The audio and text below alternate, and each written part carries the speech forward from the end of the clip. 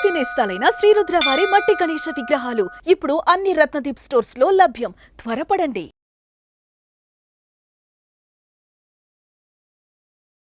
నమస్తే, మీరు చూస్తుంది సుమన్ టీవీ. నేను మీ కీర్తి. ఈరోజు నాతో పాటు ఉన్నారు ప్రముఖ ఆధ్యాత్మికవేత్త బ్రహ్మశ్రీ డాక్టర్ గుండెపూడి శివ సుధీర్ శర్మ గురువు గారు. నమస్తే గురుగారు. శ్రీమాత్రే నమః. శ్రీ గురుభ్యో నమః. గురుగారు, ఈ మాసంలో వచ్చే వినాయక చవితికి చాలా విశిష్టత ఉంది. అంటే ఎన్నిసార్లు విన్నా కూడా మళ్ళీ మళ్ళీ వినాలనిపిస్తుంది. బోలెడన్ని డౌట్లు కూడా వస్తూ ఉంటాయి గురుగారు. సో ఈ వీడియో ద్వారా ఆ డౌట్లన్నీ క్లియర్ చేసుకుందాం.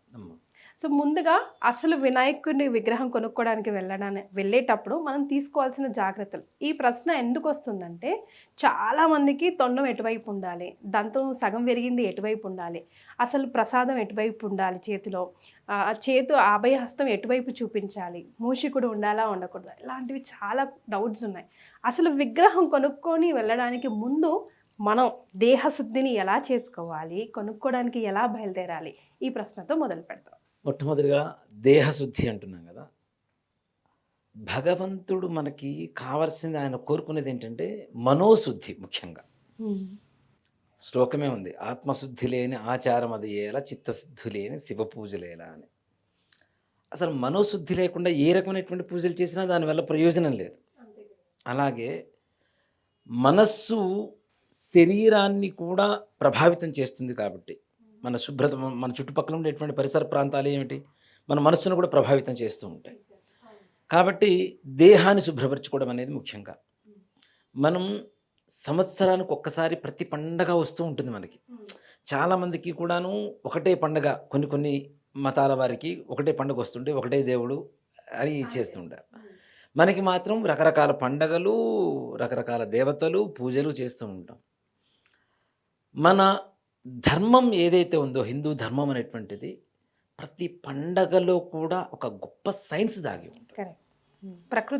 ప్రకృతి మానవ శరీరానికి, మనస్సుకి, మేధస్సుకి ఏమేమి అవసరమవుతాయో, ఏ ఏ కాలాల్లో ఏవైతే అవసరమవుతాయో అవన్నీ కూడా అందించేటువంటి పూజా విధానమే మన ధర్మం అని చెప్పాలి.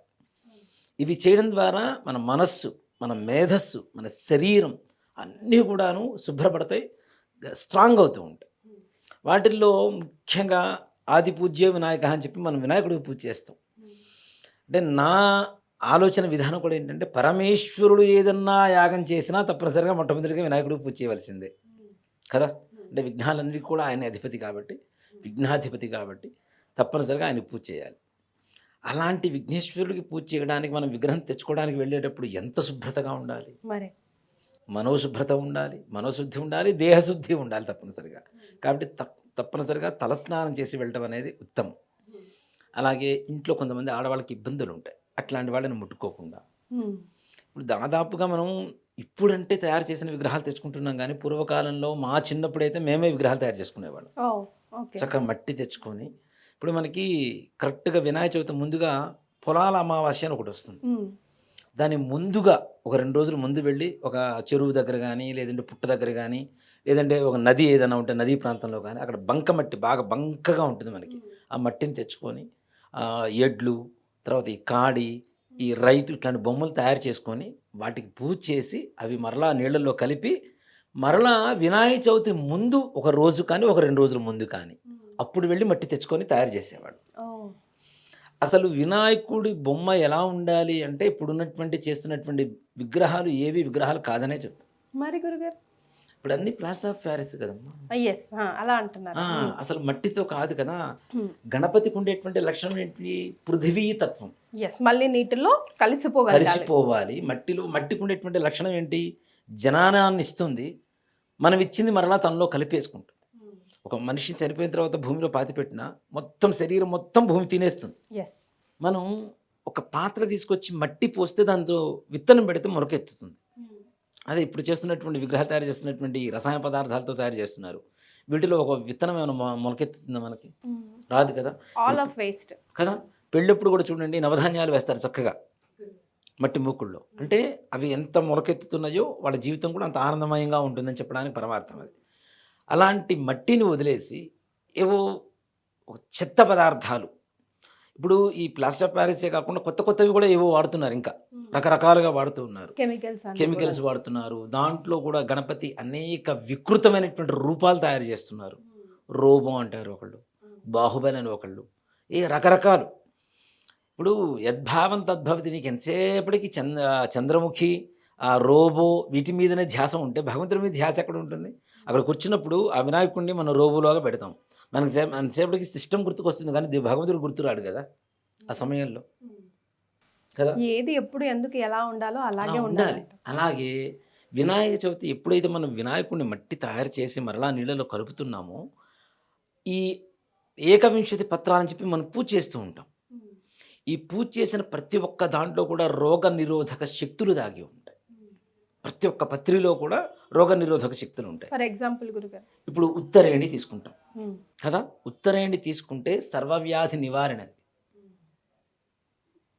దాంట్లో అన్ని రకాల రోగాలు పోగొట్టేటువంటి లక్షణం ఉంటుంది, ఔషధీ గుణాలు ఉంటాయి. ఇవన్నీ కూడా ఇప్పుడు మనకి భాద్రపద మాసంలో వర్ష ఋతువులో వస్తుంది. మనకి వర్షాలు ఎక్కువ పడుతూ ఉంటాయి. కొత్త నీరు పాత నీరు రెండు కలుస్తాయి. అందుకనే ఈ సమయంలో ఎక్కువ ఈ జ్వరాలు, జలుబులు ఇట్లాంటివి ఎక్కువగా వస్తూ ఉంటాయి, అంటువ్యాధులు ఎక్కువగా వస్తూ ఉంటాయి. ఎప్పుడైతే మనం పూజ చేసినటువంటి ఈ ఏకవింశతి పత్రాలు ఏవైతే మనం పత్ర పూజ చేస్తున్నామో, ఆ పత్రాలు తీసుకెళ్ళి నీళ్ళల్లో కలపడం ద్వారా ఆ నీళ్లు ఔషధీ గుణాన్ని పుంజుకొని ఆ నీళ్లు తాగడం ద్వారా మనకు వచ్చేటువంటి రోగాలు రాకుండా ఉండడానికి కోసమే ఈ యొక్క పత్రితో పూజ చేస్తాము. ఇవన్నీ వదిలిపెడుతున్నాం, ఏ దొరికది తీసుకొచ్చి చేస్తున్నాం అంతే. ఏకవింశతి అంటే 21 రకాల వాటిల్లో ఎంత పవిత్రమైనటువంటి ఔషధీ గుణాలు ఉన్నాయి మనకి. అంటే రోగాలు ఎలాంటి పత్రులు ఎప్పుడు యూజ్ చేయాలి అనేది మనం తెలుసుకుందాం. ముందు మనం ఇప్పుడైతే విగ్రహం. అలానే ఈ విగ్రహం తీసుకొచ్చేటప్పుడు మట్టితో ఇంట్లో తయారు చేసుకుంటే ఇంకా మంచిది. అది కూడాను చక్కగా గణపతిని ప్రార్థిస్తూ ఓం గం గణేశాయ నమః అనేటువంటి మంత్రం కానీ, లేదంటే గణపతి శ్లోకాలు కానీ, లేదా గణపతి ఉపనిషత్తులు చక్కగా ఇప్పుడు మనకు దొరుకుతూనే ఉన్నాయి ఆడియోలో. ఒకప్పుడు దొరికేవి కావు. అవి వింటూ చేసుకోవడం ద్వారా అసలు గణపతి ఎలా ఉంటాడో దాంట్లో చెప్తుంది. మనం గణపతిని ఏం చేస్తున్నాం, ఎంతసేపటికి మట్టితో తయారు చేసుకుంటున్నాం. అందులో ఇంకోటి ఏంటంటే, దాంట్లో ఉండేటువంటి ఒక లక్షణం కూడా ఏంటంటే, ఏ రకమైనటువంటి వస్తువులతోనూ విగ్రహాలు కొనలేకపోయినా కనీసం మట్టితో తయారు చేయొచ్చు. మట్టి లేదు అని చెప్పడానికి ఎవరికి అవకాశం లేదు. ఈజీగా ప్రతి చోట దొరుకుతుంది కదా. అంటే భగవంతుడు అంత అవలీలగా మనకు వశం అవుతాడని చెప్పడానికి ఒక కారణంగా చెప్పవచ్చు దాన్ని. అవన్నీ మానేస్తున్నాం. ఇప్పుడు వరదాభయహస్తాలు. ఇప్పుడు మనం ఈ యొక్క వినాయక చవితికి చేసే పూజ ఏంటి? వరసిద్ధి వినాయక పూజ. వరాలు ఇచ్చేటువంటి వాడే వరసిద్ధి వినాయక పూజ. మనం రూపాలు అనేకం తలుచుకుంటూ చేతిలో ప్రసాదం, ఒక లడ్డూ ప్రసాదం పెట్టి దాని ఒక వేలంపాట వేసి, అంటే భగవంతుడి ప్రసాదాన్ని వేలంపాట వేయటం ఏంటి? ఒక మాట చెప్పాలి అంటే, దానికి అంటే సామాజిక మాధ్యమాలు కూడా వాటిని విపరీతంగా జనాల్లోకి తీసుకెళ్తున్నారు. కానీ దేవుడి ప్రసాదాన్ని వేలం వేయటం ఏంటమ్మా? దేవుడి ప్రసాదం అంటే ప్రసాదం కదా, అందరికి పంచగలిగిందే ప్రసాదం. అనాదిగా వస్తుంది కదా గురుగారు. అనాదిగా కాదు, అసలు గణపతి నవరాత్రులే అనాదిగా లేదని చెప్తా నేను. గణపతి నవరాత్రులే లేవు. అవి కొన్ని రోజుల క్రితం లాల్ బహదూర్ శాస్త్రి గారు ఢిల్లీలో ప్రారంభించారు. అవి అంతకుముందు లేవు. గణపతి నవరాత్రులు లేవు అసలు భారతదేశంలోనే లేదు, ఎక్కడా లేదు. అసలు శాస్త్రాల్లో గణపతి నవరాత్రులు అని చెప్పి ఎక్కడైనా చూపించమని చెప్పండి, ఏ శాస్త్రవేత్తలైనా ఎవరైనా. సరే, మంచిదే చేస్తున్నాం, దాని గురించి తప్పుగా చెప్పాల్సిన అవసరం కూడా లేదు, మనం అనుకోవాల్సిన అవసరం కూడా లేదు. చేయొచ్చు, భగవంతుడికి ప్రకృతిలోని పూజనే కాబట్టి చేస్తున్నాం. మనం ప్రకృతినే పూజించుకుంటున్నాం కాబట్టి చేస్తున్నాం. దాంట్లో ఏ రకమైనటువంటి సంశయం లేదు, చక్కగా చేసుకోవచ్చు. కానీ దానికి వికృతమైనటువంటి నానార్థాలు తీసుకుంటూ ఎవరో ఏదో చేశారు అని చెప్పి దాన్ని మనం ఫాలో అవుతూ, ఇప్పుడు మట్టి విగ్రహాన్ని పృథ్వీలో మట్టిలో కలపండి, నీళ్ళలో కలపండి, నీళ్ళలో కలిపితే దానివల్ల లోపల ఉండేటువంటి ఈ మనం పూజ చేసినప్పుడు మట్టికి ఉండే లక్షణం ఆకర్షణ ఉంటుంది. మట్టికి ఆకర్షణ ఉంటుంది, బంగారానికి ఉంటుంది, వెండికి ఉంటుంది, రాగికి ఉంటుంది. ఇలాంటి కొన్ని లక్షణాలు ఉండేటువంటి, అంటే ఎదుటి వాడిని అబ్జర్వ్ చేసేటువంటి లక్షణాలు ఏవైతే ఉంటాయో కొన్నిటికి మాత్రమే ఉంటాయి. వాటిల్లో మట్టి విగ్రహానికి ఉంటుంది. మనం చేస్తున్నటువంటి పత్రికి ఉండేటువంటి లక్షణాలు కూడా ఆ విగ్రహానికి వెళ్ళిపోతాయి. కాబట్టి నీళ్ళలో కలుపుతున్నాం మనం. పత్రిని కానీ విగ్రహాన్ని కానీ దాంట్లో కలుపుతాం, నీళ్ళలో కలుపుతున్నాం మనం, నిమజ్జనం చేస్తున్నాం కదా. అలాంటి మట్టి విగ్రహాలు తయారు చేసుకోవడం అనేది ఒకటి ముందు ఫస్ట్ పిల్లలకి అదొక ఎక్సర్సైజ్. అలాగే బయట నుంచి తెచ్చుకోవాలి, పవిత్రత ఇలా ఉంటుంది, మట్టితో చేసుకోవాలని మనం భవిష్యత్ తరాలకు అందజేయాలి కదా. అలాగే ఇది వరసిద్ధి వినాయక వ్రత పూజ కాబట్టి వరాన్నిచ్చేటువంటి స్థితిలోనే స్వామివారు ఉంటారు. ఎంతసేపటికి వరం అంటే ఏంటి? వరదాభయహస్తం, అభయహస్తం ఇది వరం. ఇది వరం అంటే మనం లడ్డు అనుకుంటున్నాం, కానీ జ్ఞానం. ఇది జ్ఞానం. ఇన్ని కేజీలు లడ్డు పెట్టాం, అన్ని కేజీలు లడ్డు పెట్టాం, ఇది కాదు. అసలైన జ్ఞానాన్ని తీసుకోవాలి మనం. గణపతి లక్షణం ఏవైతే ఉందో అవి మనలో మనం ఉనికిపుచ్చుకొని మనం గణపతిగా మారి గణపతికి పూజ చేస్తే గణపతి అనుగ్రహిస్తాడు. అంతేగాని షో ఆఫ్ కోసం ఏదో అన్ని తెచ్చేసాం, ఇన్ని పెట్టేసాం, అట్లా చేసాం, ఇట్లా చేసాం, అంత పెద్ద పందిరి వేసాం, ఇన్ని అడుగులు పెట్టేసాం, ఇంత లడ్డు పెట్టేసాం, ఇంత వేలంపాట వేసేసాం, 60 లక్షలు వచ్చేసింది, 50 లక్షలు వచ్చేసింది, ఇది కాదు. గణపతి ఏ లక్షణాలతో అయితే ఉన్నాడో ఆ లక్షణాలు మనలో ఉండాలి. ఏ దేవత అయినా సరే, గణపతి అనే కాదు, రాముడికి పూజ చేస్తాం. నువ్వు రాముడిగా మారిన తర్వాత రాముడికి పూజ చేస్తే రాముడు నిన్ను అనుగ్రహిస్తాడు. అంతేగాని 1,00,000 తులసి దళార్చన చేసేస్తున్నాం, రాముడికి పూజ చేస్తున్నాం, రాముడు అనుగ్రహించాలంటే ఎందుకు అనుగ్రహిస్తాడు? అవునా? ఆ దేవతా లక్షణాలు మనం ఉనికి పుచ్చుకోవాలి తప్పనిసరిగా. అలాగే వరదాభయహస్తాలతో ఉంటాడు గణపతి. అలానే పాశాంకుశాలు ఉంటాయి. ఈ 4 చతుర్హస్తాలతో ఉంటాడు కాబట్టి గణపతి పాశాంకుశాలు, వరదాభయహస్తాలు మాత్రమే. వరదం, అభయం. ఈ స్టిల్ పోయింది ఇప్పుడు గణపతికి. ఇలా వచ్చేసింది, చెయ్యి ముందుకు వచ్చేసింది. ఎప్పుడు లడ్డు పెడతారా, ఎప్పుడు తిందామా అని చూసి గణపతి లాగా తయారు చేస్తున్నారు గణపతిని. కానీ అది కాదు. వరదాభయ హస్తాలు గణపతికి ఉండేటువంటి లక్షణమే ఇది. అది జనాలు ఊహించుకొని ఈయన చేతిలో ఉండ్రాళ్ళు పట్టుకొని ఉంటాడు. లడ్డు కూడా కాదు, ఉండ్రాళ్ళు. ఆయన చేసేటువంటి ఉండ్రాళ్ళు ఏవైతే ఉంటాయో అవి మోదకం అంటాం కదా, మోదకం అంటేనే ఉండ్రాళ్ళు. ఆ ఉండ్రాళ్ళు చేతిలో పెట్టడం అనేది కొన్ని రోజులు ప్రారంభమైంది. అది రాన్ చివరికి లడ్డు పెట్టడం తయారైపోయింది. కాబట్టి వరదాభయస్తాలతో ఉండాలి తప్పనిసరిగా, పాశాంకుశాలతో ఉండాలి. తెచ్చుకునేటప్పుడు కూడా ప్రశాంతంగా తెచ్చుకో, అంతేగాని గందరగోళం చేసుకుంటూ గణపతి కూడా భయపడేంత స్థాయిలో సౌండ్ పొల్యూట్ చేసుకుంటూ మనుషులు అసలు పక్కన ఉండేటువంటి జనాలకు కూడా ఏకాగ్రత ఎక్కడ కుదురుతుందమ్మా? కుదరదు కదా. అలా ప్రశాంతంగా తెచ్చుకొని ఇంట్లో పూజ చేస్తే ఆయన అనుగ్రహం కలిగితే, ఆయన ఇచ్చేది జ్ఞానం కాబట్టి, విద్యను కాబట్టి, విఘ్నాలను తొలగిస్తాడు కాబట్టి ప్రశాంతంగా పూజ చేసుకుంటే, నువ్వే ఇన్ని విఘ్నాల మధ్య పూజ చేస్తూ ఉంటే ఇంకా విఘ్నేశ్వరుడే మనం అనుగ్రహిస్తాడు కదా. ఇవన్నీ విఘ్నాలే కదా మనస్సుకి. సౌండ్ ఓ పక్కన పెద్ద డీజేలు పెడతారు, ఓ పక్కన ఈ పీకలు పట్టుకొని ఊతూ ఉంటారు కొంతమంది డోలు పెట్టి కొడుతూ ఉంటారు. ఇది తెచ్చేటప్పుడు, తీసుకెళ్ళేటప్పుడు అది ఎట్లాగూ అది వద్దన్న ఎవరు వినరు. తీసుకొచ్చేటప్పుడు వెళ్ళేటప్పుడు ఏంటి, మంగళ వాయిద్యాలు ఉండాలి. మంగళం అంటే శుభం కదా, శుభకరమైనటువంటి మంగళ వాయిద్యాలతో తీసుకెళ్తే గణపతి కూడా చక్కగా ప్రశాంతంగా వెళ్తాడు. ఏదో కథ చెబుతూ ఉంటారు, మన మధ్య విన్నా కూడా నేను. ఒక హుస్సేన్ సాగర్లో పడవలో 4 పోతూ ఉన్నారట. ఒక క్రిస్టియను, ఒక ముస్లిము, ఒక హిందూ, ముగ్గురు ప్రయాణం చేస్తూ ఉన్నారు. బాగా వరదలు వచ్చేసినాయి హుస్సేన్ సాగర్లో. క్రిస్టియను నాయన జీసస్ కాపాడు అనగానే జీసస్ వచ్చి తీసుకుని వెళ్ళిపోయాట. ముస్లిం అతను నాయన అల్లా రా నాయన నన్ను కాపాడు అంటే అల్లా వచ్చి తీసుకుని వెళ్ళాట. ఇక హిందూ వచ్చేసరికి గణపతిని ప్రార్థిస్తూ ఉన్నాడు. నాయన రా నాయన నన్ను వచ్చి కాపాడు నాయన, నిన్నే నమ్ముకున్నాను అంటే గణపతి ఒడ్డు నిల్చొని డ్యాన్స్ చేస్తున్నట్ట, నృత్యం చేస్తున్నట్ట. ఇదేంటి స్వామి, అల్లా అనగానే ఆయన వచ్చి తీసుకెళ్ళాడు, జీసస్ అనగానే ఆయన వచ్చి తీసుకెళ్ళాడు, నువ్వు ఎందుకు రావట్లేదంటే, నేను మునిగేటప్పుడు మీరు డ్యాన్స్ చేస్తున్నారు కదా, మీరు మునిగేటప్పుడు నేను డ్యాన్స్ చేయకూడదు అన్నాడు. అంటే దేవతలకు కూడా వికృతం పుట్టేంత చేష్టలు చేస్తున్నారు మనమాట. అవి మానుకోవాలి. అవి మానుకొని ప్రశాంతంగా చేయండి. శుక్లాంబరధరం విష్ణుం శశివర్ణం చతుర్భుజం ప్రసన్నవదనం ధ్యాయేత్. ప్రసన్నవదనం చెప్పి చెబుతున్నాం, ఆయన్ని ప్రశాంతంగా ఉంటాడని చెప్తున్నాం. చెవులు కూడా పెద్దగా ఉంటాయి కదా వినాయకుడికి, అవునా, లంబకర్ణం అంటాం. మనం ప్రపంచంలో ఉన్న ప్రతి ఒక్క మంచిని వినగలగాలి అనేటువంటిదే ఆ చెవులకు అర్థం, పరమార్థం. ఆయన ఉండేటువంటి బాడీలో ఉండేటువంటి ప్రతి ఒక్క అవయవానికి ఒక పరమార్థం ఉంది. అలాగే తొండం కుడి చేతి వైపు తిరుగుండాలా, ఎడం చేతి వైపు తిరుగుండాలా అంటే అసలు ధర్మం ప్రకారం ఎప్పుడు కుడి చేతి వైపే తిరుగుంటుంది. దీంట్లో వామాచార దక్షిణాచారాలు కూడా గణపతిలో ఉన్నాయి. కేవలం మనం అమ్మవారి పూజలో ఈశ్వరుడికి అఘోరాలు చేసేటువంటి పూజల్లో మాత్రమే వామాచార దక్షిణాచారాలు అనుకుంటాం. అసలు వామాచారం పుట్టిందే గణపతి దగ్గర నుంచి. ఉచ్చిష్ట గణపతి అనేటువంటి ఒక విధానం ఉంటుంది గణపతిలో. ఉచ్చిష్టము అంటే ఎంగిలి అని అర్థం. ఉత్తిష్ట అంటే లేవమని, ఉచ్చిష్టము అంటే ఎంగిలి అని. గణపతికి పూజ చేసి పెట్టినటువంటి పదార్థాలు తింటూ ఆ ఎంగిలితో జపం ఉపాసన చేయమని ఆ యొక్క విధానం ఉంటుంది. అది వామాచారంలో కూడా చేస్తూ ఉంటారు కొంతమంది. కాబట్టి దక్షిణాచారం అంటే కుడి చేతి వైపు తిరిగి ఉండడం, కుడి చేత్తో చేసేటువంటి దాన్ని దక్షిణాచారం అంటాం, ఎడం చేత్తో చేసేటువంటి దాన్ని వామాచారం అంటాం. కాబట్టి తొండం అనేది తప్పనిసరిగా కుడి చేతి వైపు తిరిగి ఉన్నదే శ్రేష్టమని చెప్పుకోవచ్చు. అది చేయటం అనేది కొంతమంది అడ్డైపోయటం ఇవన్నీ కూడా లెఫ్ట్ సైడ్కి పోస్తున్నారు, కానీ అలా కాదు. రైట్ సైడ్కి తప్పనిసరిగా కుడి చేతి వైపే తొండం తిరిగి ఉండాలి. దాంట్లో ఏమాత్రం కూడా సంశయం లేదు.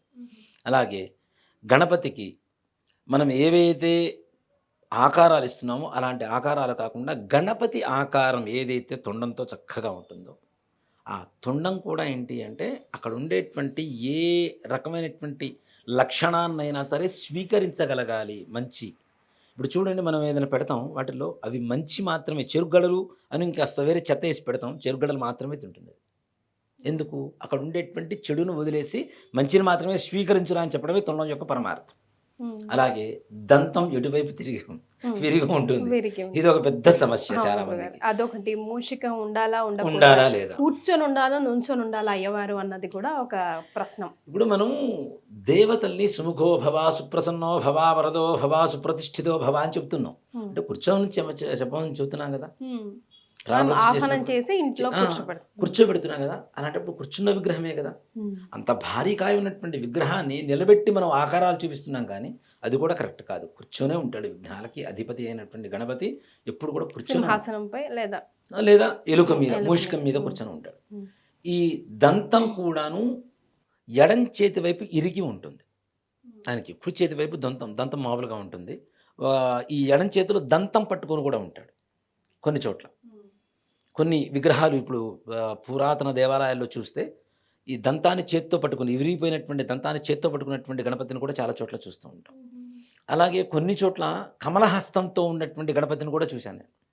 ఇప్పటిది కూడా కాదు, కొన్ని వేల సంవత్సరాల క్రితం త్రేతాయుగంలో ఉన్నటువంటి రావణాసురుడు చేతిలో దెబ్బతిన్నటువంటి గణపతి విగ్రహం ఇప్పటికీ కమలహస్తంతోనే ఉంటుంది. గోకర్ణం అనేటువంటి ఊర్లో చాలామంది గదలాగా తయారు చేస్తున్నారు, కానీ అది కమలహస్తం. స్వామివారికి అభయహస్తం ఉంటుంది, ఓ చేతిలో కమలహస్తం ఉంటుంది. ఈ రెండు కూడా చేతిలో పట్టుకొని ఉంటారు. సో ఇలాంటి గణపతిని పూజ చేయటం అనేది చాలా విశేషం. అలాగే మూషికం ఉండాలా లేదా, మూషికం అనేది మనం తయారు చేసుకున్నటువంటి బొమ్మలో తయారు చేసుకోగలిగితే మంచిగా తయారు చేసుకోవచ్చు. అలాగే కొన్ని చోట్ల అసలు మూషికానికి అసలు ఎక్కడా కూడా ఇది లేదు. అంత పెద్ద భారాన్ని కూడా మోయగలగాలి. ఎవరైనా చిన్నగా ఉన్న వాళ్ళైనా మనస్సు పెద్ద చేసుకొని భారాన్ని ఎక్కువగా మోయగలగాలి అని చెప్పడానికి మూషికం చిన్నగా ఉంటుంది, వినాయకుడు పెద్దగా ఉంటాడు. కుటుంబంలో అనేక రకాలైనటువంటి సమస్యలు వస్తాయి. ఎలాంటి సమస్యనైనా నువ్వు మోయగలగాలని చెప్పడానికే అనంజురుడు అనేటువంటి ఒక ఎలుక మూషిక వాహనం అనేది గణపతికి ఉంటుంది. కాబట్టి దానికి చిహ్నంగా ఉంటుంది. కాబట్టి ఎలుక ఉండడం అనేది ఉత్తమం. వాహనపూర్వకంగా గణపతి ఉంటే చాలా మంచిది. ఇప్పుడు మనం చూడండి, దేవాలయాల్లో కూడా ప్రతిష్ఠ చేస్తాం. అమ్మవారిని ప్రతిష్ఠ చేస్తే ఎదురుగా సింహాన్ని ప్రతిష్ఠ చేస్తుంటాం, వాహనాన్ని. అలా ఆంజనేయ స్వామిని చేస్తే ఒంటి చేస్తాం, ఈశ్వరుని చేస్తే నందీశ్వరుని ఆవాహన చేస్తాం, ప్రతిష్ఠ చేస్తూ ఉంటాం. కాబట్టి వాహనపూర్వకంగా ఉండడం అనేది ఉత్తమమైనటువంటి విగ్రహ రూపం అని. రైట్. ఇకపోతే గురుగారు, పూజ చేసిన తర్వాత కొన్నిసార్లు కొన్ని కారణాల వల్ల ఒకరోజే నిమజ్జనం చేయాల్సి వస్తుంది. లేదా కొంతమంది ఆ కాలనీలో ఉన్న పెద్ద వినాయకుడి దగ్గరికి వెళ్ళి పెట్టేసి వస్తూ ఉంటారు. అలా చేయడం ఎంతవరకు కరెక్ట్? మినిమం 3 రోజులు, 5 రోజులు, 7 రోజులు, 9 రోజులు అట్లా నియమం ఏదైనా ఉంటుందా? అసలు నియమం ఇంట్లో చేసుకునేదానికి అలా నియమం లేదు. ఓకే.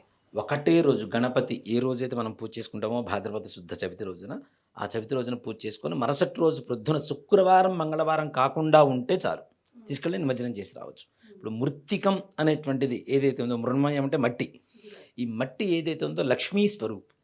శుక్రవారం మంగళవారం తీసుకెళ్ళి విగ్రహాన్ని మనం మట్టి లక్ష్మీదేవిని తీసుకెళ్ళి మనం కలపం కదా. కాబట్టి తప్పనిసరిగా శుక్రవారం మంగళవారం రాకుండా ఉంటే మరుసటి రోజు తప్పనిసరిగా తీసుకెళ్ళి చక్కగా నీళ్లలో నిమజ్జనం చేయడం. కనీసం మన ఇంట్లో బావులు ఉండేవి పూర్వకాలంలో, ఇప్పుడు లేవు, ఇప్పుడు బోర్లే అన్నీ. బావుల్లో కూడా కలిపేవాళ్ళు పూర్వకాలంలో. ఎందుకు? బావిలో ఉండే నీళ్లు కూడా కలుషితమవుతూ ఉంటాయి కదా కొత్త నీళ్ళతో, వర్షంతో. కాబట్టి ఆ నీళ్లు ఈ నీళ్లు కలుస్తాయి కాబట్టి ఆ నీళ్ళే మనం తాగుతూ ఉంటాం, స్నానాలకు వాడుతూ ఉంటాం, ఇంట్లో అన్ని అవసరాలకు అవే నీళ్లు వాడుతుంటాం. అక్కడ కూడా ఆరోగ్యాన్ని సూచిస్తుంది కాబట్టి ఇంట్లో బావిలోనే వేయమని చెబుతాం. ఇప్పుడు బావిలు కూడా లేవు కాబట్టి కనీసం ఇప్పుడు పనికిరాని నీళ్లలో తీసుకెళ్ళి వేస్తున్నాం. హుస్సేన్ సాగర్లో నీళ్ళు ఎవరన్నా వాడుతున్నారు దేనికన్నా? అస్సలు బాబాయ్ చుట్టుపక్కలే కాసేపు ఉండలేం గురుగారు. ఉండలేం కదా. గట్టిగా అక్కడ ఉన్నటువంటి ఫంక్షన్ హాల్స్ కూడా ఉన్నాయి, లోపలికి పోతే కూడా అసలు ఆ స్మెల్ అనేది మనం తట్టుకోలేం. అలాంటి చోట గణపతిని నిమజ్జనం చేయడం ఏంటి నాన్న? చెరువులు, నదులు ఇట్లాంటి చోట చేయాలి. మనం ఏ నీళ్ళైతే వాడుతుంటామో, ఏ నీళ్ళైతే తాగుతుంటామో అట్లాంటి వాటిలో నిమజ్జనం చేయడం ద్వారా మనకు ఉండేటువంటి రోగాలు పోతాయి. అంతేగాని హుస్సేన్ సాగర్లో తీసుకెళ్ళి అంటే ఇప్పుడు ఆ కెమికల్స్ తో తయారు చేస్తున్న పెద్ద పెద్ద అట్లాంటివి విగ్రహాలు- ఇట్లాంటి చోటైనా పర్లేదు. ఉమ్. మట్టితో గణపతిని తయారు చేయండి, ఏకవింశతి పత్ర పూజ చేయండి. చక్కగా మీరు ఉపయోగించుకునేటువంటి నీళ్ళల్లో కానీ లేదా ప్రజాహితమైనటువంటి నీళ్ళలో కానీ కలపడం ద్వారా మన ద్వారా ఇంకోళ్ళకి ఆరోగ్యం అయితే వస్తుందిగా. అట్లాంటి వాటిలో కలపడం ద్వారా మంచి జరుగుతుంది. గణపతి నవరాత్రులు వర్షాకాలంలో రావడానికి పరమార్థమే అది. ఉమ్. అది వదిలేస్తున్నాం. అదే ఆడంబరానికి వెళ్ళిపోతుంది. ఆడంబరాలు ఎంతసేపటికి కలశం పెడుతూ ఉంటారు చాలామంది. అసలు గణపతి కలశమే లేదు, గణపతి విగ్రహం ఉంది అక్కడ. మనకి విగ్రహం ఉన్నప్పుడు కలశమే లేదు అసలు. ఓ కలుషం పెట్టక్కర్లేదు. లేదు, అక్కర్లేదు నాన్న. ఆ కలశంలో కూడా మరలా రాగి, వెండి, బంగారం ఇవన్నీ పెడుతూ ఉంటారు. అసలు మృణ్మయ పాత్ర, గట్టిగా మట్టి పాత్ర పెట్టుకున్నా చాలు. లేదు రాగి పెట్టుకోవచ్చు, లేదు అవకాశం ఉంది వెండితో పెట్టుకోవచ్చు. దాంట్లో కూడా మళ్ళీ ఇమిటేషన్ వెండికి బదులుగా ఏవో వస్తున్నాయి, జర్మన్ సిల్వర్, అవి కూడా అష్టలక్ష్ములు. అసలు కలశంలో ఏ రకమైనటువంటి దేవతలు ఉండాల్సిన అవసరం లేదు. కలశంలో మనమే వేస్తున్నాం. కలశస్య ముఖే విష్ణు కంఠే రుద్రసమాశ్రిత మూలే తత్రశ్రుతో బ్రహ్మ మధ్యే మాతృగణాస్మృత. ఇంతమంది దేవతలు ఉన్నారని చెప్పి మనం భావిస్తున్నప్పుడు అక్కడ లక్ష్మీదేవి ఉంటే మరి ఈ దేవతలకు స్థానం ఎక్కడుంది? అవునా? గంగే యమునే కృష్ణే గోదావరి సరస్వతి, ఇన్ని నదులు దీంట్లో కలుపుతున్నాం మనం, దీంట్లో ఉన్నట్టుగా భావిస్తున్నాం మనం. ఇవన్నీ కూడా పుణ్యనదులు ఏవైతే ఉన్నాయో పంచగంగలు అంటారు. ఈ పంచగంగలను కూడా దాంట్లో నిమిడీకృతం చేస్తున్న మంత్రంతో మనం. ఇవన్నీ ఉన్నప్పుడు అసలు నీకు దేవతా విగ్రహంతో ఏముంది, సంబంధం ఏముంది? కలశమే అసలు లేదు. గణపతి నవరాత్రులలో కలశం లేదు మొట్టమొదటిగా. రెండవది ఇంట్లో చేసుకునే హరిద్ర వినాయకుడు చేస్తాం కదా చక్కగా. హరిద్రం కూడా అది కూడా ఒక గొప్ప సైంటిఫిక్ రీజన్ నాన్న. మొట్టమొదటిగా గణపతి పూజ, గణపతి పసుపుతో చేయండి రా అని ఎందుకు చెబుతారు? మనం పూజ చేస్తున్నంతసేపు కూడాను అంతకుముందు ఏదైతే మనకు జలుబు గిలుబు ఏమైనా ఉంటే ఫస్ట్ మొట్టమొదటిగా ముట్టుకునేది ఏంటి? పసుపు కదా, యాంటీబయోటిక్ కదా. దాన్ని ముట్టుకుంటే మనకు జలుబులు ఎక్కడ ఉంటాయి? మనం ఇట్లా పెడుతూ ఉంటాం, చేతులు పెడుతూ ఉంటాం, లేదా నమస్కారం పెడుతూ ఉంటాం. ఇక్కడ నుంచి శ్వాస వెళ్తుంది కదా, లోపల ఉండేటువంటి రోగాలు పోతున్నాయి కదా యాంటీబయోటిక్ లోపలికి వెళ్ళడం ద్వారా. కాబట్టి పసుపు గణపతి ఎందుకు చేయమని చెబుతాం? ముందు మనకు ఉండేటువంటి సకల రోగ నివారణను, ఏవైతే అంటు రోగాలు కానీ, అక్షతలో కూడా పసుపు కలుపుతుంటాం మనం. ఎందుకు? ఎవరన్నా అక్షతలు వేస్తుంటారు కదా, వేసినప్పుడు వాళ్ళు పొరపాటున వాళ్ళకి ఏదైనా జలుబు ఉన్నా ఇట్లా అన్నా ఆ అక్షతలు బియ్యం ముట్టుకుంటే వాటికి కూడా అవుతాయని చెప్పి మంగళకరమైనటువంటిది. అలాగే అక్షతలు పసుపుతో కలవడం ద్వారా వాళ్ళకు ఉండేటువంటి అంటు రోగాలు మనకు రాకుండా ఉండేందుకు కూడా ఒక ప్రయోజనం ఉంటుంది. తద్వారా మన పసుపు మన శిరస్సును పడుతుంది కదా, ఇక్కడ ఉండేటువంటి చక్రం ఏదైతే ఉంటుందో అది కూడా యాక్టివ్ అవుతుంది. ఇన్ని పరమార్థాలు ఇవన్నీ మనం వదిలేస్తున్నాం. వాటికి ఉండేటువంటి పరమార్థాలు తెలుసుకోకుండా ఏదో పూజ చేసుకుంటూ వెళ్ళిపోతున్నాం. కానీ అసలు గణపతికి పూజ చేయడం ద్వారా సకల కార్యాలు దిగ్విజయంగా పూర్తవుతాయి. చేసే విధానంగా దేవత పూజకి ప్రాధాన్యత ఇవ్వండి. వస్తాడు అంటే చెప్తున్నానమ్మా, ఇప్పుడు పురోహితులు తక్కువ మంది ఉంటారు, కానీ ఒక్కొక్కళ్ళు దాదాపు 10 ఒప్పుకుంటారు. ఒక్కొక్క చోట 10 నిమిషాలే పూజ. అతను రావడమే ఆలస్యం అనుకుంటే వచ్చిన తర్వాత 10 నిమిషాలు కూడా పూజ చేయనివ్వరు. తొందర కానీ తర్వాత ఏదో ప్రోగ్రాం. నీకు ఆ ప్రోగ్రాం తీసి పక్కన పెట్టి అసలు ప్రోగ్రామ్ ఇదే కదా, పూజే కదా. ఇది వదిలేసి డ్యాన్సులని, సౌండ్స్ అని ఇవన్నీ పెట్టుకునే దాని బదులు చక్కగా గణపతికి పూజ చేసుకో. ఇంటికి వెళ్ళి ప్రశాంతంగా పడుకుంటావు. ఒక్క పావు గంట 20 నిమిషాలు దేవుడికి సమర్పిస్తే మిగిలిన 23 గంటల 45 నిమిషాలు ప్రశాంతంగా ఉంటాం కదా మనం. అవును గురుగారు. అయితే మనం మరో వీడియో ద్వారా అసలు ఎలాంటి పత్రులు వినాయకుడికి అర్పించాలి, కంపల్సరీగా ఇవి మనకి దొరుకుతాయి సిటీలో అయినా సరే, అట్లీస్ట్ అవన్నీ సమర్పించగలగాలి అని ఏముంటాయి, అండ్ ఎలాంటి ప్రసాదాలు నైవేద్యాలు అర్పించాలో తెలుసుకుందాం. ధన్యవాదాలు. శ్రీమాత్రే నమః, శ్రీ గురుభ్యో నమః. సుమన్ టీవీలో మీ పర్సనల్ అండ్ బిజినెస్ ప్రమోషన్స్ కోసం కింది నెంబర్కి కాంటాక్ట్ చేయండి.